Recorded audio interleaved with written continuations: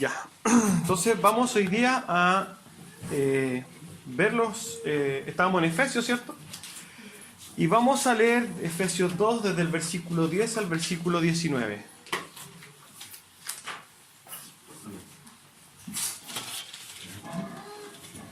Efesios 2, versículo 10 al versículo 19.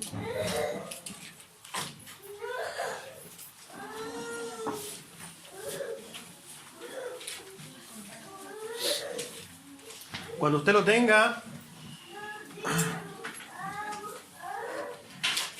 tenga, me dice amén.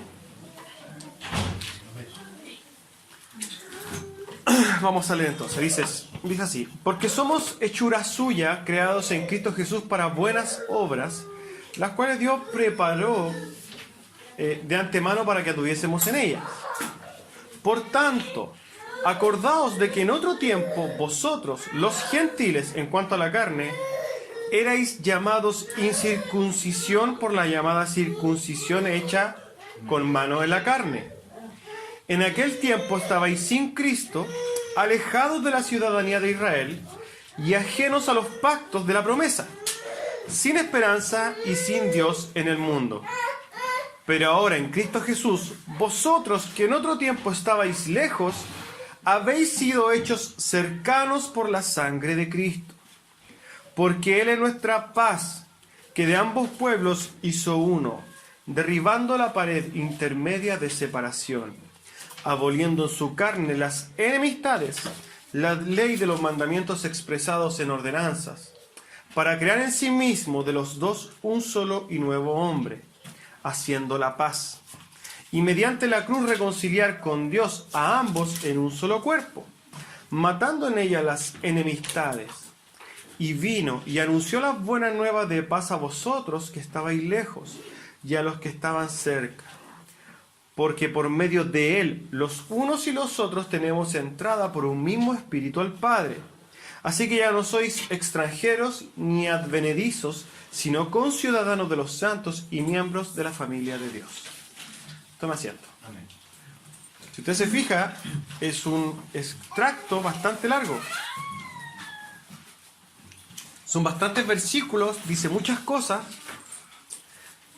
Y nosotros vamos a tratar de, hoy día, explicarla. Por eso yo les voy a pedir que por favor se concentren, porque este es un tema muy difícil de comprender.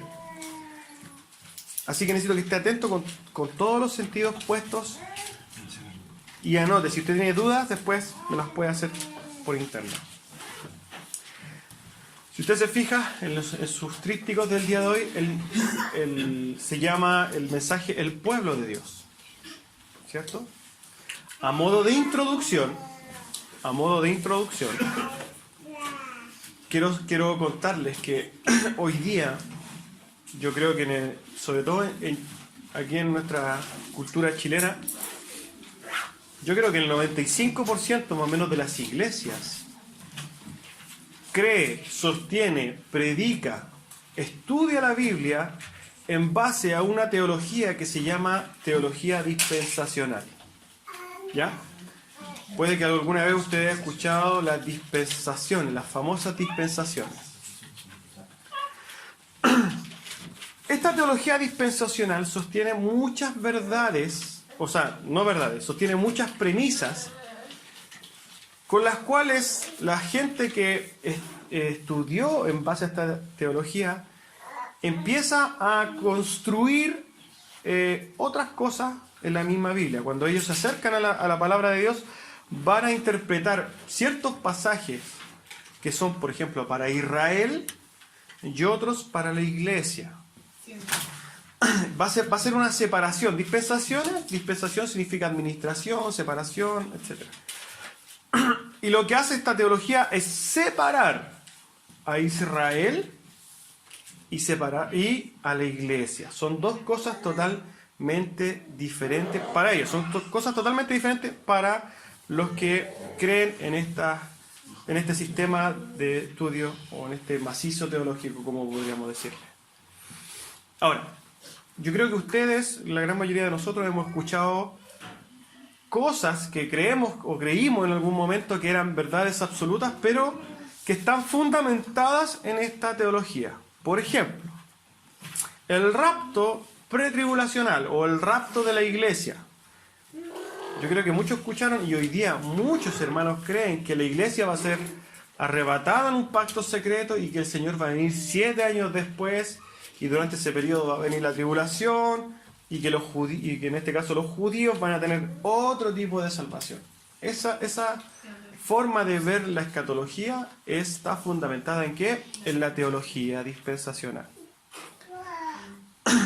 También ellos creen en un premilenialismo dispensacional que, si bien hay una parte del premilenialismo que en algún momento de la historia, algunos teólogos que lo postularon, para ellos es algo que es fundamental, entender que después de que el Señor venga, van a haber 1000 años de lo que se conoce como el milenio, ¿cierto? Nosotros sostenemos la postura amilenial, entendemos que eso es lo que nos enseña la Biblia. Entonces, cuando nosotros empezamos a ver ciertas cosas respecto de lo que nosotros nos enseñaron en algún momento, nos vamos a dar cuenta que nos dijeron, no, es que para Israel eran las bendiciones materiales, pero para nosotros como iglesia son las bendiciones espirituales, ¿cierto? Se cree que hay 2 planes de Dios, que hay un plan para Israel, los judíos, y otro plan para la iglesia. Y que tanto así que ciertas cosas que, por ejemplo, y esto es importante entenderlo, hay mucha gente que dice, yo creo estas cosas que son enseñadas por el sistema dispensacional, pero la gente ni siquiera sabe que son enseñadas desde la perspectiva de una teología dispensacional. Por ejemplo, ellos dicen, sí, es que va a venir un rapto de la iglesia, después van a estar los judíos, pero no hay un análisis respecto a este tema. Por ejemplo, si nosotros entendemos o decimos, sabes que sí, efectivamente la iglesia va a ser arrebatada, solamente la iglesia va a quedar Israel. Tú ya estás hablando de 2 formas de salvación. ¿Por qué? Porque ellos creen que en las dispensaciones, cada dispensación tiene una forma de salvación diferente. Es tanto así que los judíos que eventualmente se van a quedar después del rapto van a ser salvos por sus obras. Ahora, nosotros entendemos que hay una sola forma de salvación, de punta a punta, digamos, de la Biblia, desde el Génesis hasta el Apocalipsis. No hay otra forma de salvarnos que por gracia. No hay salvación por obra. Solamente podemos ver el pacto de obras en el Génesis, el que se hizo con Adán, ¿cierto? Pero desde ahí en adelante es pura gracia. Entonces, ¿qué pretende la teología dispensacional? Hacer una separación. Separación del pueblo de Israel y de la iglesia. ¿Dónde nace esto? Y esto es cosa que mucha gente no tiene idea. Pero en 18 siglos, casi 19 siglos del cristianismo neotestamentario, pensemos desde Cristo en adelante, durante 1850 años más o menos, y un poquito más, nadie creyó esto del rapto de la iglesia y que después, o alguna separación entre la iglesia e Israel. No existía. Nadie la predicaba, nadie la decía. Hay un señor que se le conoce como el padre del dispensacionalismo clásico que se llama John Nelson Darby. Usted lo puede buscar, lo puede googlear, lo puede hacer un montón de cosas con ese nombre y se va a dar cuenta de su historia. John Nelson Darby entonces era un evangelista anglicano que postuló esta forma de ver la Biblia. Tenemos que entender que cuando hablamos de teología dispensacional hablamos de un macizo teológico, como de una forma de sentar premisas al momento de acercarnos a la Biblia, y en base a eso nosotros vamos a interpretar. ¿Ya? ¿Cuándo se hizo conocida esta teología? Con el señor Cyrus Scofield, que en 1909 redactó la primera Biblia con comentario, de 1909, la Biblia de referencia a Scofield, y en esa Biblia con comentario él tenía un comentario con teología dispensacional. Es por eso que se contaminó de tal manera toda la iglesia con esta teología, que hoy día si usted le pregunta a cualquier hermano que viva en la calle y usted diga cristiano, le va a preguntar, ¿la iglesia se va a raptar? Le va a decir que sí. ¿Son 2 cosas diferentes? Sí. Pero ellos dicen, no, es que nosotros los vemos en la Biblia. No, eso no sale de la Biblia, eso sale de alguien que inventó una teología y dijo, bueno, yo voy a separar estas cosas para poder armar un mapa y poder estudiar la Biblia. Comprendemos entonces que esta teología dispensacional, que enseña un montón de cosas que no son bíblicas, ¿ha contaminado la iglesia de una forma terrible? Sí, tenemos que comprenderlo. Alguien por ahí dice que las dos grandes herejías que han contaminado el cristianismo son el arminianismo y las dispensaciones. Y es verdad, yo lo comparto con él. Yo creo que esas dos son las grandes herejías que hoy día la gran mayoría de las iglesias profesan, sin saber de dónde vienen esas verdades. Entonces, el énfasis, volviendo al tema para que ustedes comprendan, el énfasis de la teología dispensacional es separar iglesia e Israel, cosas separadas. ¿Amén? Entendiendo esto, y este fue el tema de la introducción, nos vamos a nosotros a acercar al texto. En el versículo 10 dice, porque somos hechura suya, creados en Cristo Jesús, para mostrar buenas obras, las cuales Dios preparó de antemano para que anduviésemos en ellas. Hay ciertas cosas que tenemos que comprender. Lo primero, claramente somos hechura de Dios, somos creados por Dios. Dios nos creó. También tenemos que comprender que toda buena obra ha nacido en el corazón de Dios. O sea, el creador de todas las buenas obras posibles, ¿quién fue? Dios. Él ha creado todas las buenas obras desde antes también de la fundación del mundo. Antes que esto fuera todo creado, Él ya las ideó y Él ya las hizo. Las obras como tal no son el camino a la salvación, ¿cierto? Sino el camino del salvado. Eso es lo que tenemos que comprender, ¿cierto? Las obras no son méritos para que nosotros alcancemos salvación, sino que es el camino que nosotros vamos a recorrer porque nosotros ya somos salvos. Por eso el Señor dice que Él las creó de antemano para que nosotros anduviésemos en ellas. Las buenas obras, entonces, son un camino preparado por Dios para sus hijos. Un camino seguro, hermoso, por el cual sus hijos son invitados a caminar, a transitar. Es un camino seguro por el cual nosotros podemos caminar y agradar a Dios en obediencia. Las buenas obras, entonces, que Dios ha preparado para nosotros son un regalo para nosotros. Andar en buenas obras es andar caminando sobre un regalo de Dios. En el versículo 11 dice lo siguiente: por tanto, acordaos que en otro tiempo vosotros, los gentiles en cuanto a la carne, erais llamados incircuncisión por la llamada circuncisión hecha con mano en la carne. En aquel tiempo estabais sin Cristo, alejados de la ciudadanía de Israel y ajenos de los pactos de la promesa, sin esperanza y sin Dios en este mundo. Si nosotros, y yo creo que muchos cuando van a escuchar esto, ¿de qué está hablando? ¿Cierto? Sobre todo los más jóvenes. ¿De qué está hablando cuando dice esto? ¿Cierto?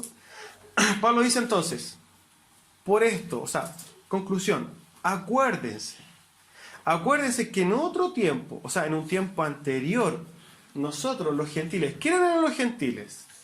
Los gentiles son todos aquellos que no estaban en el pacto, ¿ya? Ahora, para comprender eso tenemos que saber quiénes estaban en el pacto. Estaba Abraham. Hay un hombre que se llama Abraham en la Biblia. Y el Señor hizo un pacto con él que se conoce como el pacto abrahámico. Y él le hizo ciertas promesas a Abraham, ¿cierto? Y le dijo un montón de cosas. Le dijo, yo voy a hacer un pacto contigo, Abraham. Nosotros, Dios y Abraham, tenemos un pacto que lo propuso y lo impuso Dios, ¿cierto? Y le dijo, bueno, este pacto lo vamos a sellar y vamos a poner una señal de este pacto que va a ser la circuncisión. Es por eso que todo el pueblo de Israel tiene que ser circuncidado. ¿Qué es la circuncisión? La circuncisión es cuando se corta la piel que se conoce como el prepucio del pene, se corta. Y eso se llama circuncisión. Era una huella, una marca que estaba en la carne de todo hombre, ¿ya? Entonces, todos los que estaban en el pacto de Abraham eran circuncidados y se jactaban de esa circuncisión. Por eso dice, y volvemos a repetir, Pablo dice, acuérdense que ustedes, los gentiles, ¿quién eran? Los que no estaban circuncidados y los que no estaban en el pacto. Ustedes, los gentiles, en otro tiempo, erais llamados incircuncisión. O sea, los gentiles eran llamados, oye, ustedes son incircuncisos. Eso lo podemos ver, ¿se acuerdan la historia de David y Goliat? Que estaba Goliat diciendo y echando, digamos, provocando a los israelitas, y sale David y dice, ¿quién es el circunciso? ¿Por qué? Porque en el corazón de todo judío era un motivo de orgullo ser circuncidado. Y el que no era incircuncidado era visto en menos. ¿Ya? Por eso lo que está diciendo Pablo es lo siguiente. Ustedes los gentiles, todos nosotros, los que no éramos judíos de sangre y no éramos circuncidados, éramos llamados incircuncisión en forma despectiva. Ustedes eran llamados, eran incircuncisos. Perdidos, sin Dios. Dice, y Pablo continúa diciendo, en aquel tiempo ustedes estaban sin Cristo. Primero, ya éramos incircuncisos, ya éramos sin Cristo, lo más importante. Estábamos alejados de la ciudadanía de Dios, no teníamos alejados de la ciudadanía de Israel. Estábamos ajenos a los pactos, no teníamos ni un acceso a los pactos de Dios. Ajenos a las promesas, no teníamos ninguna promesa para nosotros, no había nada. Nosotros no existíamos en el plan de Dios como gentiles. Sin esperanza, no teníamos ni una esperanza, nosotros estábamos totalmente perdidos. Y sin Dios en el mundo. Nosotros en nuestra condición de gentil, pensémoslo así, en el Antiguo Testamento, cuando estaba la nación de Israel fuertemente establecida, todos los gentiles estaban perdidos, nacían condenados y después se condenaban y iban al infierno. Y esa es la condición de nosotros como gentiles antes. ¿Ya? Entonces, si nosotros ponemos como cuadro explicativo, ya entendemos quiénes son los dos grupos. Los gentiles, ¿cierto? Y los israelitas. ¿Ya? Los gentiles éramos nosotros. ¿Estábamos dentro del pacto? No. ¿Los gentiles estaban dentro, o sea, los israelitas estaban dentro del pacto? Sí. ¿Los gentiles eran circuncidados? No. ¿Los israelitas eran circuncidados? Sí. ¿Los gentiles tenían esperanza? No. ¿Los israelitas tenían la esperanza? Sí. ¿Los gentiles entonces teníamos promesas? No. Pero los israelitas tenían todas las promesas.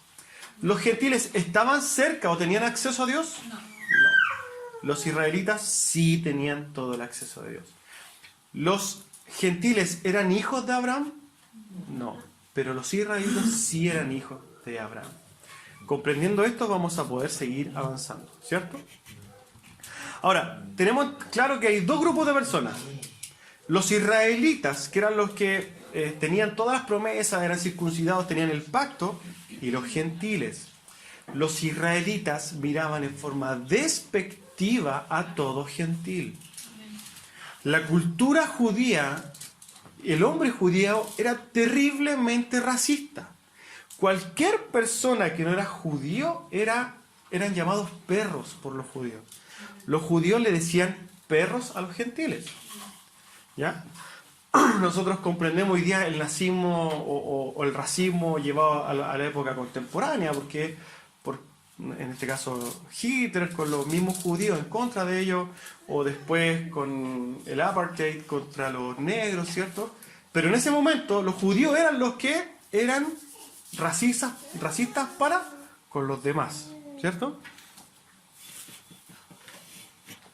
Es tanto así este tema que en el templo judío había paredes que dividían. Había una pared donde estaban los hombres, después otra pared donde podían llegar las mujeres, y al último, así como abajo, había una pared en la cual estaban los gentiles, donde tú podías ir a Jerusalén, vamos a ver el templo, pero tú podías llegar hasta ahí nomás. ¿Se han visto que usted va caminando por la moneda y es cierto que hay puras rejas y usted no se puede acercar, queda como a 500 metros? Bueno, era peor allá. Había una reja donde tú veías súper lejos el templo. Hasta ahí nomás podían llegar los gentiles. Y habían anuncios, por ejemplo, que decían, si usted traspasa de acá, usted es responsable de que lo vamos a matar. Usted como gentil no puede pasar. Y los romanos les dieron esa autoridad a los israelitas del primer siglo para ejercer. Ellos estaban bajo dominio, pero ellos en el templo podían ejercer esas leyes. ¿Ya? Entonces, comprendemos que los judíos o israelitas en este caso miraban en forma despectiva a los gentiles. Y este tema del misterio que se conoce como que no se sabía que el evangelio o las promesas, el pacto y un montón de cosas iban a llegar a los gentiles, eso no estaba en los planes de los israelitas. Ellos no lo tenían en mente. Para ellos, Cristo vino a morir por los israelitas y Él vino a pagar los pecados de los israelitas, no de toda la gente. Y hay un hecho en particular que marca un antes y un después, que lo podemos ver en Hechos 10, vamos a leer mucho, pero hay que leerlo, para que podamos entrar en contexto. En Hechos 10 se relata cómo se hace copartícipes a los gentiles de las promesas de Dios. El primero que hace esto fue Pedro. ¿Ya? Y ustedes también a través de este texto se van a dar cuenta cómo los propios apóstoles quieren reprender a Pedro de por qué le fue a predicar a un gentil. ¿Ya? Es importante comprender esto. Hechos 10, vamos a leer todo Hechos 10 y vamos a leer el 11 hasta el 18. Mientras vamos leyéndolo, lo ideal es que usted lo vaya imaginando, para que no es necesario que me acompañe la lectura, sino que usted lo entienda. El título se llama Cornelio llama a Pedro.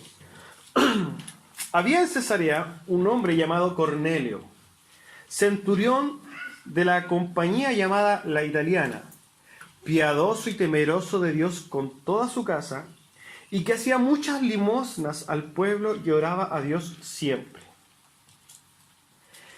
Este vio claramente en una visión, como a la hora 9 del día, que un ángel de Dios entraba donde él estaba y le decía, Cornelio. Él, mirándole fijamente y atemorizado, dijo, ¿qué es, Señor? Y le dijo, tus oraciones y tus limosnas han subido para memoria delante de Dios. Envía pues ahora hombres a Jope y haz venir a Simón, el que tiene por sobrenombre Pedro. Este posa en casa de cierto Simón curtidor, que tiene su casa junto al mar. Él te dirá lo que es necesario que hagas. Ido el ángel que hablaba con Cornelio, este llamó a 2 de sus criados y a un devoto soldado de los que le asistían, a los cuales envió a Jope, después de haberles contado todo. Al día siguiente, mientras ellos iban por el camino y se acercaban a la ciudad, Pedro subió a la azotea para orar, cerca de la hora sexta, y tuvo gran hambre y quiso comer. Pero mientras le preparaban algo, le sobrevino un éxtasis, y vio el cielo abierto, y que descendía algo semejante a un gran lienzo, que atado de las 4 puntas era bajado a la tierra, en el cual había de todos los cuadrúpedos terrestres y reptiles y aves del cielo. Y le vino una voz, levántate, Pedro, mata y come. Entonces Pedro dijo, Señor, no, porque ninguna cosa común o inmunda he comido jamás. Volvió la voz a él la segunda vez, lo que Dios limpió, no lo llames tú común, dijo. Esto se hizo 3 veces y aquel lienzo volvió a ser recogido en el cielo. Y mientras Pedro estaba perplejo dentro de sí sobre lo que significaría la visión que había visto, he aquí los hombres que habían sido enviados por Cornelio, los cuales preguntando por la casa de Simón, llegaron a la puerta y llamando, preguntaron si moraba allí un Simón que tenía por sobrenombre Pedro. Y mientras Pedro pensaba en la visión, le dijo el Espíritu, he aquí 3 hombres te buscan. Levántate pues y desciende, y no dudes de ir con ellos, pues yo los he enviado. Entonces Pedro, descendiendo a donde estaban los hombres que fueron enviados por Cornelio, les dijo, he aquí yo soy el que buscáis. ¿Cuál es la causa por la que habéis venido? Ellos dijeron, Cornelio, el centurión, varón justo y temeroso de Dios, y que tiene buen testimonio en toda la nación de los judíos, ha recibido instrucciones de un ángel, de un santo ángel, de hacerte venir a su casa para oír tus palabras. Entonces, haciéndoles entrar, los hospedó. Al día siguiente, levantándose, se fue con ellos, y le acompañaron algunos de los hermanos de Jope. Al otro día entraron en Cesarea, y Cornelio los estaba esperando, habiendo convocado a sus parientes y amigos más íntimos. Cuando Pedro entró, salió Cornelio a recibirle, y postrándose a sus pies adoró. Mas Pedro le levantó diciendo: levántate, pues yo mismo también soy hombre. Y hablando con él, entró y halló a muchos que se habían reunido. Y le dijo: vosotros sabéis cuán abominable es para un varón judío juntarse o acercarse a un extranjero. Pero a mí me ha mostrado Dios que a ningún hombre llame común o inmundo. Por lo cual, al ser llamado, vine sin replicar. Así que pregunto: ¿por qué causa me has hecho venir? Entonces Cornelio dijo: hace 4 días que hasta ahora yo estaba en ayunas, y a la hora 9, mientras oraba en mi casa, vi que se puso delante de mí un varón con vestido resplandeciente. Y dijo Cornelio: tu oración ha sido oída, y tus limosnas han sido recordadas delante de Dios.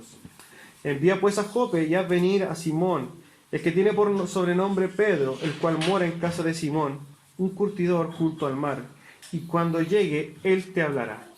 Así que luego envié por ti, y tú has hecho bien en venir.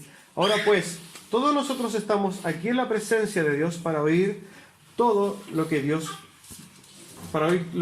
te ha mandado. Entonces Pedro, abriendo la boca, dijo: en verdad comprendo que Dios no hace acepción de personas, sino que toda nación sagrada del que teme y hace justicia. Dios envió mensaje a los hijos de Israel, anunciando el evangelio de la paz por medio de Jesucristo. Este es Señor de todos. Vosotros sabéis que se divulgó por toda Judea, comenzando desde Galilea, después del bautismo que predicó Juan, como Dios ungió con el Espíritu Santo y con poder a Jesús de Nazaret, y como éste anduvo haciendo bienes y sanando a todos los oprimidos por el diablo, porque estaban con él. Y nosotros somos testigos de todas las cosas que Jesús hizo en la tierra de Judea y en Jerusalén, a quien mataron colgándole de un madero. A este levantó Dios al tercer día e hizo que se manifestase, no a todo el pueblo, sino a los testigos que había ordenado de antemano, a nosotros que comimos y bebimos con él, después que resucitó de los muertos. Y nos mandó que predicásemos al pueblo y testificásemos que Él es el Dios que ha puesto por juez de vivos y muertos. De este dan testimonio todos los profetas, que todos los que en Él creyeron recibirán perdón de pecados por su nombre. Mientras aún hablaba Pedro estas palabras, el Espíritu Santo cayó sobre todos los que oían el discurso. Y los fieles de la circuncisión que habían venido con Pedro se quedaron atónitos de que también sobre los gentiles se derramase el don del Espíritu Santo. Porque los que oían, que hablaban en lenguas y que magnificaban a Dios. Entonces respondió Pedro: ¿puede acaso alguno impedir el agua para que no sean bautizados estos que han recibido el Espíritu Santo también como nosotros? Y mandó a bautizarles en el nombre del Señor Jesús. Entonces le rogaron que se quedase por algunos días. Entendemos lo que pasó, ¿cierto? En una visión, Pedro recibe el mandato de ir donde los gentiles. Pedro dice: eso es una abominación para mí. Pero después entiende: bueno, si Dios lo manda, yo voy a ir. Entonces va y se da cuenta que los gentiles empiezan a recibir el Espíritu Santo. Empiezan a ser parte de la promesa. Y fíjese lo que pasa ahora en el capítulo 11. Oyeron los apóstoles y los hermanos que estaban en Judea que también los gentiles habían recibido la palabra de Dios. Y cuando Pedro subió a Jerusalén, disputaban con él los que eran de la circuncisión. ¿Quiénes? Los judíos estaban disputando con Pedro de por qué le había ido a predicar a los gentiles. Y cuando Pedro subió, disputaban con él los que eran de la circuncisión, diciendo: ¿por qué has entrado en casa de hombres incircuncisos y has comido con ellos? Entonces comenzó Pedro a contarles por orden lo sucedido, diciendo: estaba yo en la casa de Jope orando, y vi en éxtasis una visión, algo semejante a un gran lienzo que descendía que por las 4 puntas era bajado del cielo y venía hasta mí. Y cuando fijé en él los ojos, consideré y vi cuadrúpedos terrestres, fieras y reptiles y aves del cielo, y una voz que decía: levántate, Pedro, mata y come. Y le dije: Señor, no, porque ninguna cosa común o inmunda entró jamás en mi boca. Entonces la voz me respondió del cielo por segunda vez: lo que Dios limpió, no lo llames tú común. Y esto se hizo 3 veces y volvió a ser llevado arriba al cielo. Y aquí, luego, llegaron 3 hombres a la casa donde yo estaba y enviados a mí desde Cesarea. Y el Espíritu me dijo que fuese con ellos sin dudar. Fueron también conmigo estos 6 hermanos y entramos en casa de un varón, que nos contó cómo había visto en su casa un ángel, y se puso en pie y le dijo: envía hombres a Jope, ya venir a Simón, el que tiene por sobrenombre Pedro. Él te hablará palabras las cuales serás salvo tú y toda tu casa. Y cuando comencé a hablar, cayó el Espíritu Santo sobre ellos también, como sobre nosotros al principio. Entonces me acordé de lo dicho por el Señor cuando dijo: Juan ciertamente bautizó en agua, mas vosotros seréis bautizados con el Espíritu Santo. Si Dios pues le concedió también el mismo don que a nosotros, que hemos creído en el Señor Jesucristo, ¿quién era yo para que pudiese estorbar a Dios? Entonces, oídas estas cosas, callaron y glorificaron a Dios, diciendo: de manera que también a los gentiles ha dado arrepentimiento para vida. ¿Entienden lo que pasó en la iglesia primitiva? En Hechos se narra cómo el evangelio no solamente era para los judíos, sino que se hace extensivo a nosotros, a los gentiles. Es por este antes y después que vive Pedro que nosotros hoy día tenemos acceso al evangelio.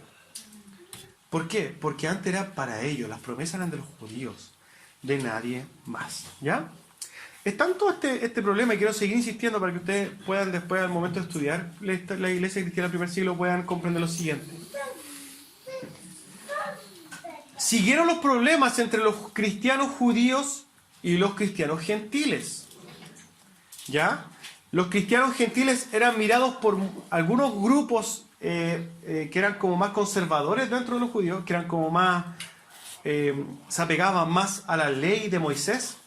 Los miraban feos, les decían, usted, empezó de hecho hasta un movimiento que eran los judaizantes, que decían: bueno, ya somos salvos por gracia, pero ustedes tienen que cumplir la ley de Moisés, tienen que circuncidarse. De hecho, hay un momento en que Pablo y Pedro tienen un problema. ¿Por qué? Porque Pedro, cuando se juntaba con los gentiles, se sentaba con ellos a comer, compartía con ellos, se había olvidado totalmente de mirarlos en menos, sino que ya eran sus hermanos.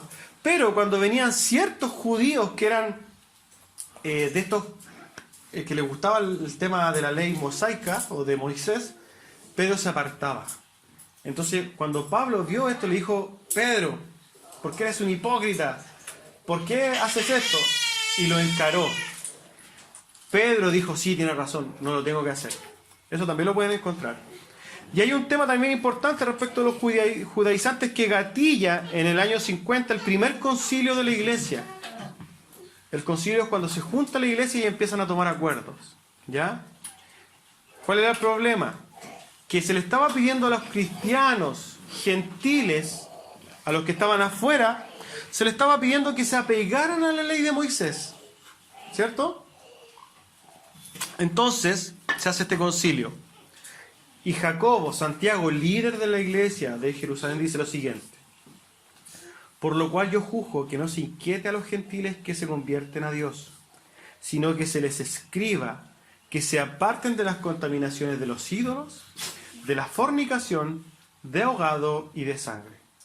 Entonces, el mandamiento o las recomendaciones, mandamiento podríamos decirle, para los cristianos gentiles, para nosotros, si nosotros hay algo que tenemos que tomar, y ojo con esto, si hay algo que nosotros tenemos que tomar desde toda la tradición judía, es esto: no nos contaminemos con los ídolos.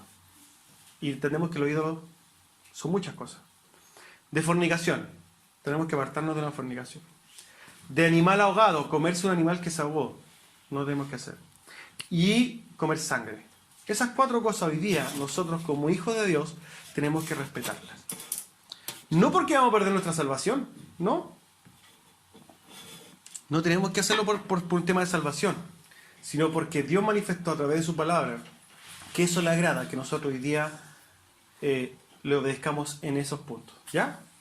Entonces, ¿por qué nosotros no tenemos que tener toda la ley mosaica? Porque ahora somos israelitas. ¿Comprendemos esto? Hoy día nosotros estamos en el pacto, somos parte del pueblo de Dios, somos israelitas. Somos judíos, no, israelitas. Somos el Israel de Dios. Somos el pueblo de Dios y esto lo vamos a seguir viendo.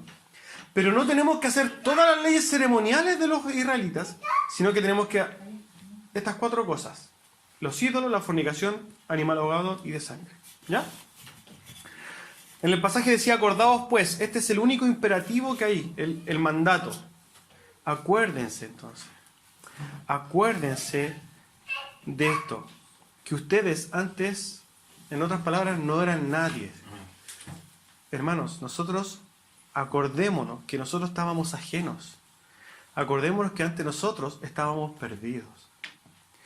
Este mandato de acordarnos está fundamentado en el versículo 13. Dice, pero ahora en Cristo Jesús, vosotros que en otro tiempo estabais alejados, que estabais lejos, habéis sido hechos cercanos. ¿Por qué? Por la sangre de Cristo. Dice, si ustedes se fijan, pero ahora, haciendo un antes y un después. Esto tiene que ver mucho también, como Pablo siempre ocupa estas comparaciones. ¿Se acuerdan del versículo 4? Que nos ponía, cuando nosotros estábamos hablando de que estábamos muertos, dijo, pero Dios que es rico en misericordia. Y aquí también dice lo mismo. Ustedes estaban alejados, pero ahora estamos en Cristo. Porque Él es nuestra paz, versículo 14. Que de ambos pueblos hizo uno, derribando la pared intermedia de separación. ¿Qué nos da a entender con esto Pablo? Que ya no hay 2 pueblos. Ya nosotros no estamos separados de Israel. No es que son 2 pueblos, no. De ambos pueblos hizo uno. Y ese uno en griego significa uno. No es que sí quiero, no. De esos pueblos hizo uno. Se derribó la pared intermedia y hoy día nosotros somos Israel. ¿Ya? Es sumamente importante que usted entienda esto. ¿El dispensacionalismo hace una separación entre la Iglesia y Israel? No. Nosotros que entendemos que la teología bíblica se llama o se conoce como teología pactal o teología de pacto, que se la voy a explicar brevemente ahora, creemos que es la teología bíblica, es la teología que se desarrolló profundamente en la Reforma Protestante, pero cimentada en lo que ha creído la Iglesia históricamente respecto de cómo ve a Israel y la Iglesia. La teología dispensacional, la que separa en 7, 3, 7, 9, tienen diferentes formas, depende de cómo lo tomen, pero el más común es que tiene 7 dispensaciones. El de las obras, el de gobierno humano, el de la conciencia, etcétera, etcétera. Pero la teología del pacto, y recuérdese esto porque usted tiene que estudiar profundamente la teología del pacto, nosotros lo vamos a estudiar. La teología del pacto, en la teología del pacto existen 3 pactos, nada más que 3 pactos. Pactos importantes, los pactos de Dios con el hombre. Existen pequeños pactos puntuales como el abrahámico, pero como 3 pactos son los que, podríamos decir, son los títulos generales de toda la teología. Primero es el Pactum Salutis o el pacto de salvación. Este pacto de salvación o pacto de redención es el pacto, y tome con atención esto, es el pacto que hizo el Padre, el Hijo y el Espíritu Santo de salvar a la humanidad. Ese es el primer pacto. Número 1. El pacto de redención o el pacto de salvación. Es que lo hizo ¿quién? Padre, Hijo y Espíritu Santo antes de la fundación del mundo, y ellos pactaron salvar a la humanidad. ¿Ya? El segundo es el pacto de obras. Este pacto de obras es el que se hizo con Adán. ¿Por qué? Porque Adán sí podía ser salvo por obras, si sus obras eran perfectas. Pero él no tuvo obras perfectas, ¿cierto? Él no tuvo obras perfectas. ese momento de la historia de la humanidad, en el principio fue conocido como el pacto de obras. ¿Y duró hasta cuándo? Hasta que Adán transgredió la ley. Y después, el último y tercer pacto, y ya no hay más, es el pacto de gracia. ¿Cierto? Que parte en Génesis 3:5. Y el pacto de gracia es que nosotros somos salvados por gracia. Y ahí es donde entra la predestinación de Dios, a quien decide Dios salvar, no por obras, sino como regalo. ¿Ya? Este pacto de gracia, que podemos verlo desde Génesis 3:5 hasta el final de la Biblia, nos da a entender que todas las personas que fueron salvadas a través de la historia de la humanidad fueron salvadas por gracia.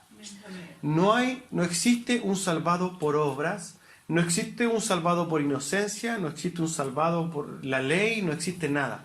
Existe solamente una salvación por gracia. ¿Ya? No es que los judíos se van a salvar de una forma y nosotros nos vamos a salvar de otra. No. ¿Se te acuerda que lo vimos el viernes? Abraham creyó y fue contado por justicia. Abraham fue salvado ¿por qué? Por gracia. Adán fue salvado por gracia. Noé fue salvado por gracia. Todos los salvados durante todas las eras de la tierra, de la humanidad, fueron salvados por gracia. Dentro del pacto de gracia existen dos pequeños pactitos, dos pequeñas dos administraciones. Uno, el pacto antiguo, que se conoce que es el pacto de Abraham, el de la circuncisión. La señal, la circuncisión. Ese es un pacto, pero que también está dentro del pacto de gracia. Y el nuevo pacto es el que consuma a Cristo en la cruz, como símbolo tiene el bautismo. ¿Ya? Eso lo vamos a estudiar profundamente en otra, porque eso sí que es un macizo teológico muy importante, pero a grandes rasgos quiero que comprendan lo siguiente. Dios decidió salvarnos, primero.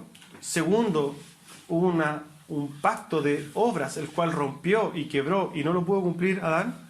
Y el tercero es un pacto de gracia en el cual todos hemos sido salvados por gracia. No hay otra forma de salvación.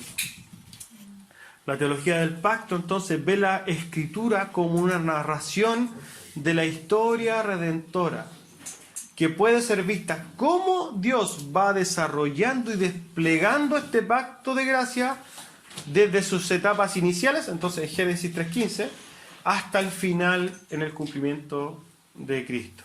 Entonces, cuando nosotros entendemos que la teología pactal o de pacto ve la Biblia como una unidad, es muy diferente como la ve la teología dispensacional, que empieza a separar. ¿Ya? Eso a grandes rasgos. Entonces, versículo 15. Aboliendo en su carne las enemistades, la ley de los mandamientos expresados en ordenanzas, para crear en sí mismo de los dos un solo y nuevo hombre, haciendo la paz, y mediante la cruz reconciliar con Dios a ambos en un solo cuerpo, matando en ellas las enemistades. ¿Qué está diciendo de nuevo Pablo aquí? Antes eran dos, ahora son uno. Y fíjese lo que dice este pasaje. Aboliendo en su carne, matando, dejando hasta aquí, en su carne las enemistades. ¿Cuáles eran las enemistades? La ley de los mandamientos expresadas en ordenanzas. Entonces, nosotros, volviendo a lo mismo, nosotros no tenemos que apegarnos a las ordenanzas, ni mandamientos, ni ceremonias del pueblo israelita antiguo. Nosotros no tenemos que usar un efod, nosotros no tenemos que hacer un nuevo templo, nosotros no tenemos, hay un montón de cosas que hacían Israel a modo de ceremonia. Él dice, en él se acabaron estas enemistades. ¿Y por qué habla de enemistades? Habla de contrariedad. Todas las ceremonias que hacía el pueblo israelita antiguo, lo hacía con el énfasis, con la intención de distinguirse de los gentiles. Dios establece una serie de ceremonias y cosas, etcétera. ¿Para qué? Ley alimenticia, ceremonias, fiestas, etcétera. ¿Para qué? Para separarse de los gentiles. ¿Pero qué hace Cristo? las abole, las abolió en su carne. Entonces nosotros ya no existen esas cosas, ahora somos uno. Y ya no se necesita distinguir, no necesitamos que se distinga el judío o el israelita de nosotros, no. Cristo en su carne ya abolió esas ordenanzas. Colosenses 2, 16 y 17 dice entonces: por tanto, nadie os juzgue en comida o en bebida, o en cuanto a días de fiesta, o luna nueva, o días de reposo. Todo eso es sombra de lo que ha de venir, el cuerpo de Cristo. Entonces, nadie os juzgue en comida, las leyes alimenticias, o en bebida, ¿cierto? En cuanto a días de fiesta, las fiestas establecidas en el calendario. Luna nueva, ¿cierto? También tiene que ver con el tema del calendario. Días de reposo, el Sabbat. Nada de eso tiene que seguir hoy día. ¿Por qué? Nadie nos puede juzgar por eso. ¿Por qué? Porque eso es sombra de lo que había de venir. ¿Cuándo? Cuando Cristo vino y cumplió. Versículo 17 entonces: y vino y anunció las buenas nuevas de paz a vosotros que estabais lejos y a los que están cerca. Por medio de él, los unos y los otros tenemos entrada por un mismo Espíritu al Padre. Tenemos el mismo Espíritu Santo, los israelitas, que nosotros. Somos un pueblo. Y aquí ustedes se van a dar cuenta que la Biblia habla mucho de esto, de que nosotros somos el mismo pueblo que Israel.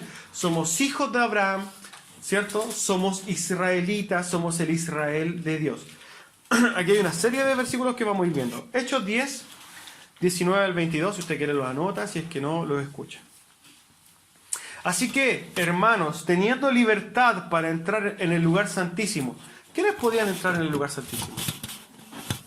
Solamente el sumo sacerdote israelí, ¿cierto? De la tribu de Aarón, de Leví, del sacerdocio de Aarón, ¿cierto? Él podía entrar al lugar santísimo. ¿Pero qué dice ahora Pablo? ¿Qué dice el autor de Hebreos? Teniendo libertad entonces ahora, porque todos podemos entrar al lugar santísimo. ¿Por qué podemos entrar al lugar santísimo? Por la sangre de Jesucristo. Dice, por el camino nuevo y vivo que Él nos abrió a través del velo, esto es, de su carne. Y teniendo un gran sacerdote sobre la casa de Dios, acerquémonos con corazón sincero, en plena certidumbre de fe, purificados los corazones de mala conciencia y lavados los cuerpos con agua pura. Gálatas 3, 26 al 28 dice que ya no hay distinción entre judíos y gentiles. Dice así, pues sois hijos, pues todos sois hijos de Dios por la fe en Cristo Jesús. Porque todos los que habéis sido bautizados en Cristo estáis revestidos. Ya no hay ni judío ni griego, no hay esclavo ni libre, no hay varón ni mujer, porque todos sois uno en Cristo. Habla de una unidad en Cristo. Si usted quiere sostener el sistema dispensacional, tiene que pasarse por alto una tonelada de pasajes bíblicos. Esa es la verdad de las cosas. Colosenses 3:11 dice, donde no hay griego ni judío, no hay circuncisión ni incircuncisión, no hay bárbaro ni escita, siervo ni libre, sino que Cristo es en él y en todos. Gálatas 3, 6 al 7 dice, así que Abraham creyó y le fue contado por justicia. Sabed por tanto que los que son de fe, estos son hijos de Abraham. ¿Usted es de fe? ¿Usted tiene fe en Jesucristo? Déjeme decirle que usted es hijo de Abraham. Y somos coparticipantes en el mismo Espíritu Santo. 1 Corintios 12, 13 dice, pues por un mismo Espíritu todos fuimos bautizados en un solo cuerpo, ya judíos o griegos, ya esclavos o libres, y a todos se nos dio de beber del mismo Espíritu. Importante comprender esto. Los israelitas salvados por Dios, el pueblo, su pueblo, y nosotros como hijos de Dios, que somos el Israel, nosotros tenemos el mismo Espíritu Santo. Si usted se ve hoy día con un israelita de la tribu de Benjamín, él tiene el mismo Espíritu Santo que usted. Comprendamos que el Israel de Dios, y aquí esto es súper importante comprender, el Israel de Dios es siempre el Israel de Dios ha sido el pueblo salvado por gracia. ¿Ya? Tenemos que hacer esta separación de cómo el pueblo de Israel, la nación de Israel, nadie en la nación de Israel fue salvado porque era israelita de sangre. No. El pueblo de Israel fue conformado en primera instancia por los israelitas que eran circuncidados de corazón más que de la carne, y que hoy día a ese pueblo de Israel, el olivo, como se le dice en Romanos 9, en Romanos 11, hoy día a ese Israel nosotros somos añadidos. ¿Qué quiero decirle con esto? Hubieron muchos israelitas durante toda la historia que se perdieron. La gran mayoría. Porque el Israel de Dios, el Israel, su pueblo, que nace en el corazón de Dios, son los salvados, los justificados por fe, por gracia. Ya no importa la circuncisión de la carne, y nunca importó, la verdad. Eso es lo que dice en Romanos 2, dice, pues no es judío el que lo es exteriormente, no es el que ya tengo la carne rajada y soy judío y soy salvo, no. Ni es la circuncisión lo que se hace exteriormente en la carne, sino que es judío el que lo es en lo interior. Eso dice Romanos. Y la circuncisión es la del corazón, en espíritu, no en letra. La alabanza del cual no viene de los hombres, sino de Dios. Hay un montón de pasajes que, para tratar de acortar un poco esto, porque es muy largo, donde habla de que el llamado de los profetas era circuncídense de corazón, no de la carne. La carne es una representación, son sombras de lo que ha de venir. Pero el llamado de Dios es a circuncidarse en el corazón, en la fe. Esos pertenecen realmente al Israel de Dios. ¿Ya? El versículo 19. Así que ya no sois extranjeros ni advenedizos. Ustedes ya no entran en el Israel de Dios, ya no son extranjeros ni gentiles, sino conciudadanos de los santos y miembros de la familia de Dios. Fíjese lo que significa esto. La iglesia es el cuerpo de Dios, es la familia de Dios. Usted hoy día forma parte, es miembro ¿de qué? De la familia de Dios. Esa es la profundidad de este tema. Tenemos que tratar de comprenderla. Todos nosotros, cuando no teníamos nada que hacer, ¿cierto? Estábamos muertos en nuestros delitos y pecados, más encima alejados de la ciudadanía. Si nosotros no teníamos ni una esperanza de nada, si esa es la verdad de las cosas. Pero hoy día, Dios en su amor, ¿qué nos hace? Nos hace copartícipes, conciudadanos, y nos hace parte de su familia. Cada elegido pertenece al verdadero pueblo de Israel. Es un habitante de la Jerusalén celestial, y cada elegido será salvo con seguridad conforme a la promesa de Dios. Hoy día nosotros estamos en una posición de privilegio. ¿Por qué eso es? Privilegio, porque nosotros no tenemos que olvidar que esta posición de estar en la familia de Dios ha sido nada más que por su misericordia. Amén. 1 Pedro 2, 9 al 10 dice lo siguiente. Pero vosotros sois linaje escogido, real sacerdocio, nación santa, pueblo adquirido para posesión de Dios, a fin de ¿qué? De que anunciéis las virtudes de aquel que os llamó de las tinieblas, cuando estábamos todos en tinieblas, a su luz admirable. Pues vosotros, que en otro tiempo no erais pueblo, y nos está hablando a nosotros, vosotros que antes no erais pueblo, pero ahora sois pueblo de Dios, no habíais recibido misericordia, pero ahora habéis recibido misericordia. Usted fue un recipiente de gracia y de misericordia. Y es en esa misericordia en la cual nosotros tenemos, agradeciendo esa misericordia, es por lo cual nosotros deberíamos caminar, o cómo deberíamos caminar, agradecidos. Porque la misericordia es un perdón que usted tampoco merecía. ¿Cierto? Cuando nosotros entendemos entonces cómo somos parte del pueblo de Dios, cuando nosotros nos acerquemos a la Biblia y hable del pueblo de Dios, nosotros vamos a darnos cuenta de que está hablando de nosotros.